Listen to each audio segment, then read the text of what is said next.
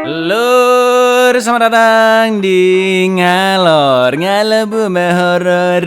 Sehat-sehat aman kabeh ya lur ya. Balik mana yang aku icang minuman isotonik seperti biasa sesuai requestan dari kalian. Di video kali ini kita akan kembali mengalor film bencana alam asal Norwegia berjudul Skjolvet atau The Quake tahun 2018. Film ini adalah sequel dari film yang pernah aku bahas sebelumnya, yaitu The Wave, dan sama-sama epicnya lur. Berlatar setelah kejadian tsunami besar di Gairangi, Christian terus menyalahkan dirinya yang seharusnya bisa mencegah ratusan korban di bencana tersebut. Dia terus mencari tanda-tanda bencana alam selanjutnya agar kejadian seperti di Gairangi tidak terulang kembali. Tapi ironisnya lagi-lagi alam kembali menunjukkan taringnya pada warga Norwegia. Seperti apa kengerian bencana kali ini? Langsung aja kita gaskan pantun dari Ian Babuk yang terinspirasi dari suara batuk ya. Ada lagi requestnya bikin PR aja lur. Batuk Pak Haji, di komik aja.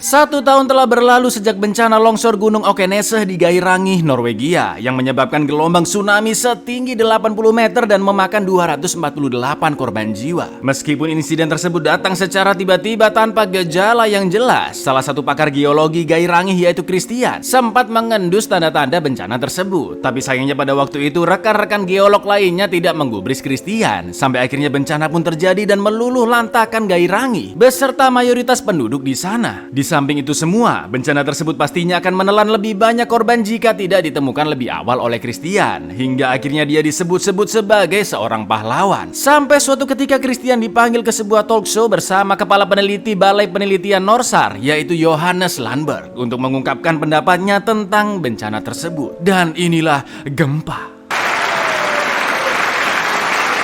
Ta han vel imot geolog Christian Eikjord. Mange av de som var, kan takke én mann.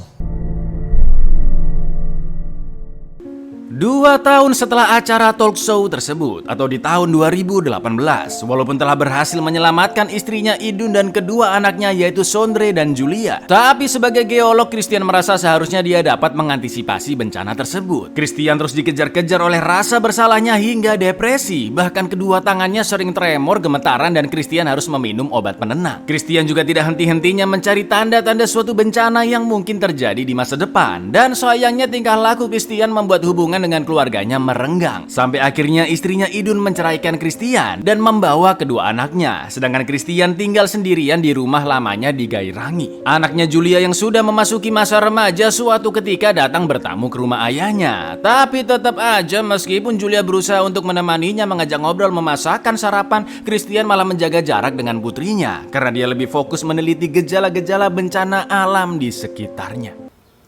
Jeg tror det er best at du drar i.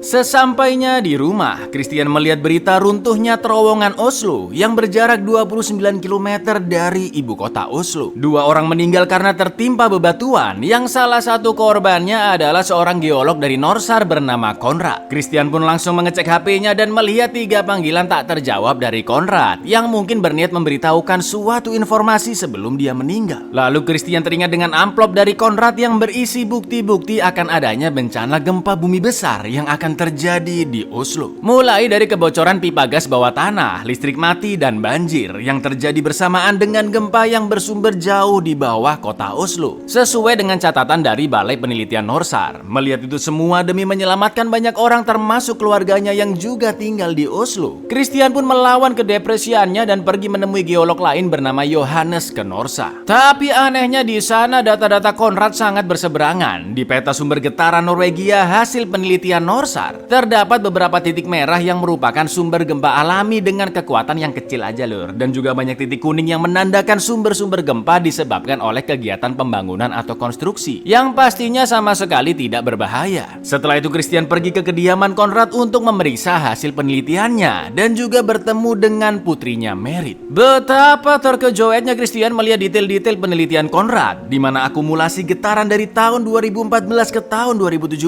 bertambah sangat signifikan signifikan tiap tahunnya. Dan di tahun 2017 terlihat titik merah yang jumlahnya sama banyaknya dengan titik kuning. Christian pun langsung menghubungi Yohanes untuk memastikan apakah titik-titik kuning tersebut benar-benar sumber getaran dari kegiatan konstruksi. Oh iya bro, perusahaan proyek selalu melapor aktivitas pembangunannya yang memang sesuai titik-titik di peta, kata Yohanes. Meskipun begitu, Christian tetap meminta Yohanes untuk memastikan kembali kepada perusahaan proyek apakah benar ada kegiatan konstruksi di terowongan bawah laut Oslo di hari ketika insiden Konrad meninggal. Riksarbeid, det er den Hva var det da? Setelah itu Christian pergi ke kediaman keluarganya di Gamlebyen dan bertemu anak sulungnya Sondre yang baru mau ngapel dengan cememeu barunya. Sedangkan Julia sudah tidur duluan karena besok ada ujian balet. Lalu Christian pun menemui mantan istrinya Idun dan mereka pun ngobrol ngalur ngidul. Tapi karena tiba-tiba listrik padam, mereka berdua pergi memeriksa saluran ke basement rumah. Dan Idun mengatakan jika minggu ini sudah 2 kali mati lampu tiba-tiba. Tak lama kemudian terdengar suara gemuruh kecil yang diikuti beberapa tikus yang kabur dari sarang. Å, kan jeg få litt lys? Hallo? Listrik pun akhirnya menyala kembali dan Christian meminta maaf kepada Idun atas sikapnya selama ini yang membuat Christian dijauhi oleh keluarganya. Tapi Idun mengatakan jika bukan dia dan anak-anaknya yang meninggalkan, melainkan Christian sendirilah yang menjauh dari keluarganya.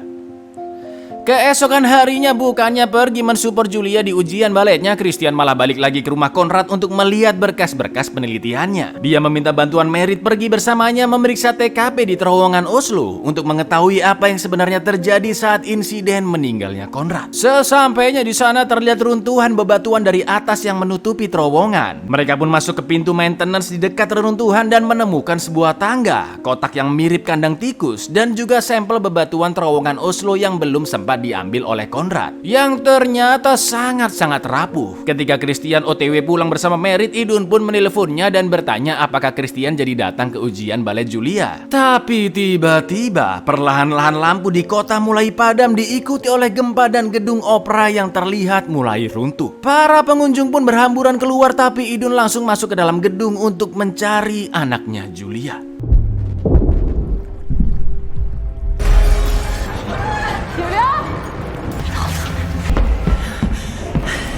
Setelah gempa berhenti, Christian dan Merit baru sampai di gedung opera. Christian pun langsung menelpon Idun yang alhamdulillah mereka selamat dan sudah OTW pulang. Di sana Christian bertemu dengan Yohanes dan menunjukkan betapa rapuhnya bebatuan yang Christian temukan di TKP kematian Konrad. Menurut Christian, bebatuan tersebut adalah salah satu tanda akan terjadinya gempa bumi di Oslo. Titik-titik kuning di peta sumber getaran juga mungkin sebuah titik gempa alami yang tertutupi oleh getaran dari aktivitas pembangunan. Tapi Yohanes masih percaya jika bebatuan Oslo memang sudah rapuh dari sananya dan itu sama sekali bukan gejala gempa bumi. Begitu juga dengan titik-titik kuning yang memang hanya bersumber dari getaran aktivitas pembangunan saja. Terbukti dari pergerakan di insiden gedung opera yang menurut penelitian Yohanes karena disebabkan oleh struktur bangunannya yang kurang kuat. Udah dikasih peringatan masih ngotot.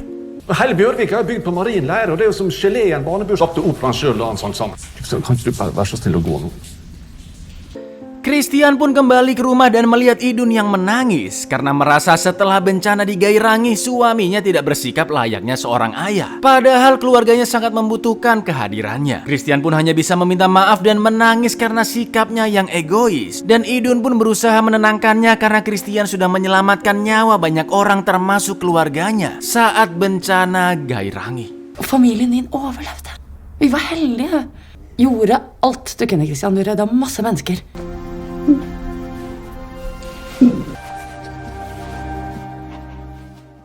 Di Balai Penelitian Norsar, Yohanes yang memikirkan perkataan Christian mulai memeriksa urutan kejadian insiden gedung opera. Yang ternyata kejadian mati listrik dan juga runtuhnya bangunan memang diakibatkan oleh pergerakan dari bawah gedung.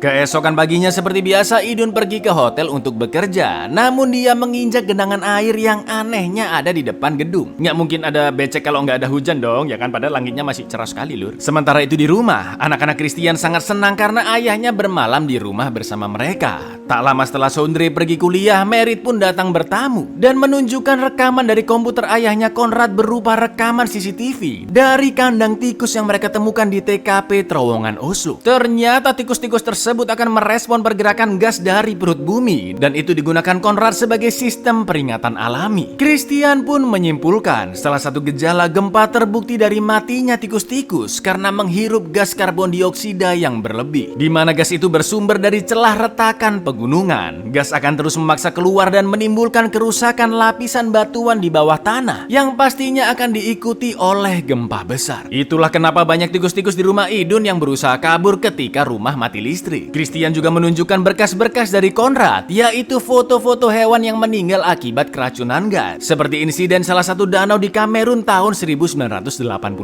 Wah, jelas Christian langsung OTW menjemput Idun bersama Julia dan Merit sambil terus menelpon Sondre yang masih kuliah.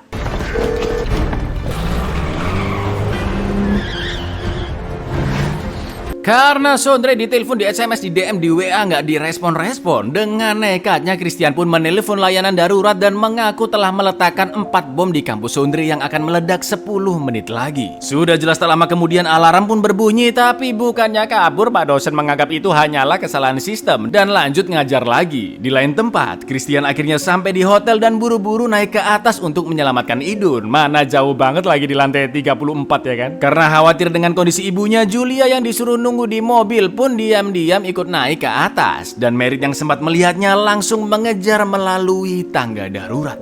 34. 34 etasje.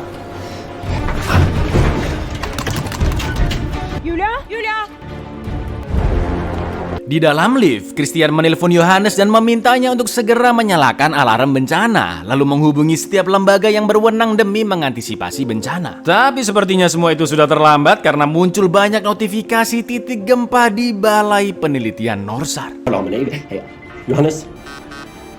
Begitu bertemu dengan Idun di lantai 34, Christian langsung memperingatkan jika gempa besar akan terjadi sebentar lagi. Karena tidak ada pemberitahuan dari pemerintah, Idun pun menganggap Christian masih depresi. Tapi Christian gak peduli, dia membawa Idun masuk ke lift dan menyalakan alarm kebakaran agar pengunjung segera pergi dari hotel. Tepat ketika pintu lift menutup, Christian melihat Julia yang baru sampai dari lift seberang. Tak lama kemudian listrik pun mati dan menjebak mereka berdua di dalam lift, sedangkan Merit baru sampai di lantai 34 melalui tangga darurat. Sampai akhirnya kejadian yang sangat ditakutkan oleh Christian pun terjadi. Bencana gempa bumi yang berasal dari tekanan gas membuat kota Oslo luluh lantak seketika.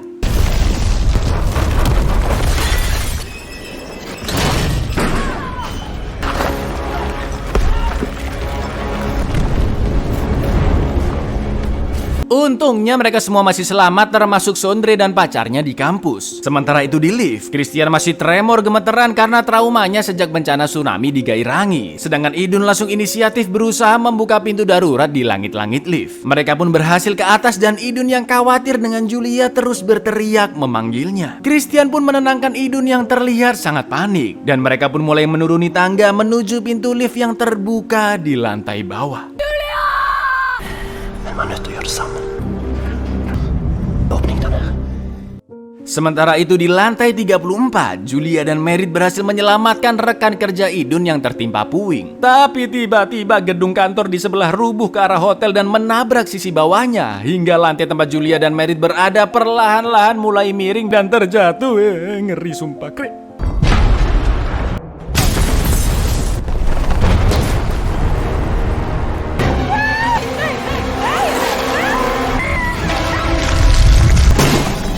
Gedung hotel yang tertabrak juga berpengaruh pada keadaan di dalam lorong lift. Tiba-tiba kabel terputus dan lift pun jatuh dengan kecepatan sangat-sangat tinggi hingga memotong sebagian betis Idun.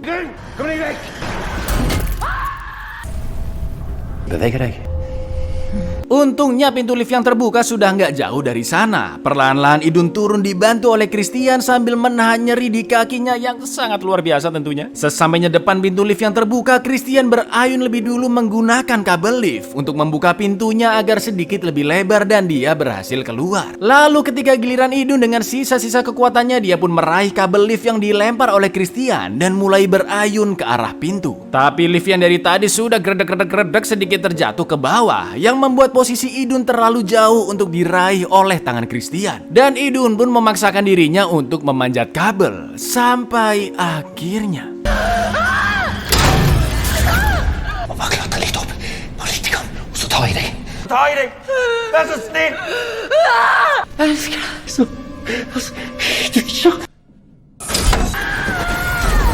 Tragis banget, sumpah dikit lagi padahal lur. Christian pun hanya bisa terdiam melihat kematian Idun di depan matanya sendiri. Tapi Christian kembali bangkit menuju ke lantai 34 karena teringat putrinya yang masih ada di sana. Terlihat banyak orang yang terluka di sepanjang tangga darurat. Dan untungnya ketika sampai di lantai 34, Julia dan Merit masih selamat. Christian pun langsung mendatangi mereka yang bersembunyi di meja bar. Lalu Julia bertanya di mana ibunya berada. Namun Christian hanya bisa terdiam.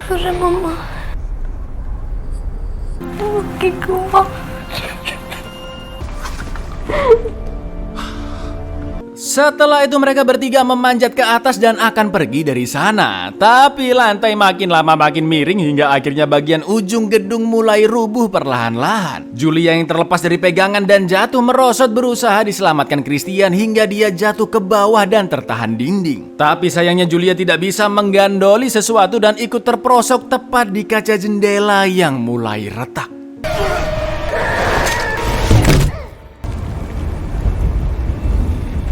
Christian pun meminta putrinya untuk tidak bergerak sama sekali dan dia mendatangi Julia dengan berjalan di atas besi jendela yang tentunya sangat rapuh. Itu kalau kakinya kesembelih dikit aja, udah. Dan tiba-tiba puing-puing pun berjatuhan tepat ke kaca Julia berpijak. Merit pun langsung turun menggunakan kabel-kabel yang berseliweran untuk membantu Julia. Dia duduk di atas besi jendela dan akan menangkap tangan kanan Julia ketika diayunkan oleh Christian. Sampai akhirnya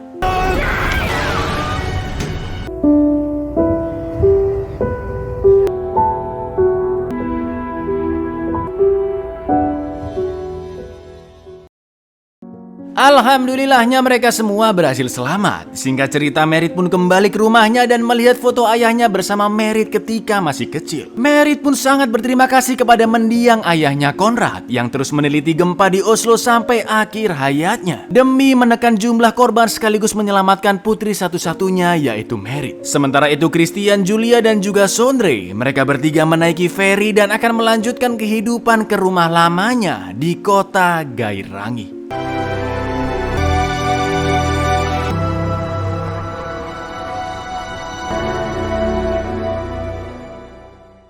Aktivitas gempa bumi di Norwegia merupakan yang terbesar di pegunungan Alpen Eropa Utara. Karena guncangan sering terjadi, para peneliti pun yakin cepat atau lambat gempa bumi besar akan menyerang Norwegia. Namun tidak ada yang tahu pasti kapan bencana itu akan terjadi. Buyar, semoga kita semua dijauhkan dari mara bahaya ya lur, amin.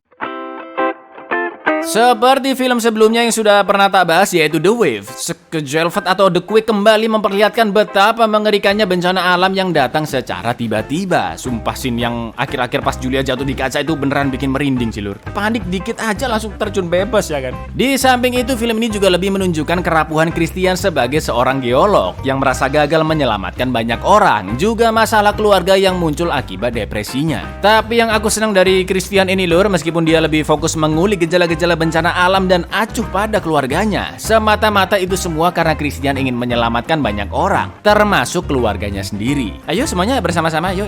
Harta yang paling mahal adalah... Ya wes gitu dulu lor, aku Icang undur diri, matur nuwun dan seno untuk menyanyiakan keluarga. Baca yes untuk link subscribe di bawah ini. Assalamualaikum.